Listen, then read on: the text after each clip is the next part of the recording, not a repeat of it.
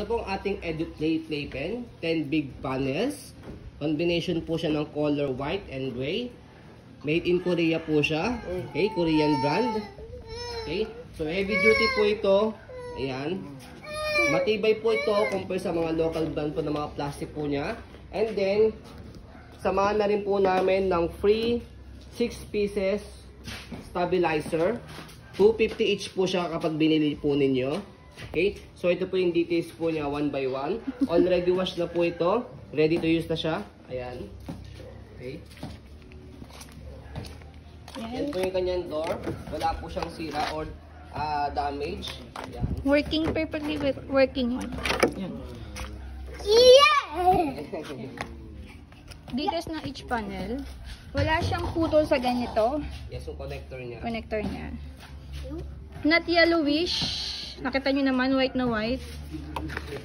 Pag yellowish kasi, ibig sabihin, overuse yun.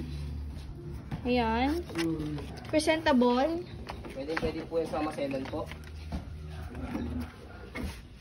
Okay yung mga connector. Ito previous lang namin. May kulang siyang rubber, di ba? Ilan ang kulang? Isa lang. Kulang isang rubber lang. Yun lang. Pero can-affect the performance po yan. Kasi sturdy naman siya. Tinutulak na yun, hindi na nauusog. Kaya yan po yung use or help po ng stabilizer natin para hindi niya mausod. Ayan, no? Si ating So ako, malaki na ako. Siyempre, magaganyan ko. Pero pag baby pa, hindi masyado yan. Yan. Yan. Walang mga putol. Stabilizer. Wala rin yung mga color.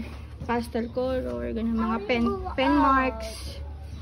Yan. Yan ang hanapin po sa aming brand and playpen dahil branded siya.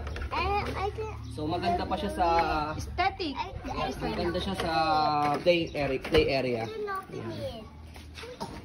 Saka hindi siya natutumba compare sa ibang mga local brand na manipis yung plastic and then natutumba po siya. No, ano yun? No damage. Okay na. Okay, so yun po. As you can see, very details po kami mag-video kasi siya policy po namin. No refund, no exchange. What you see is what you get. So yun po, maraming salamat. Have a nice day and God bless po.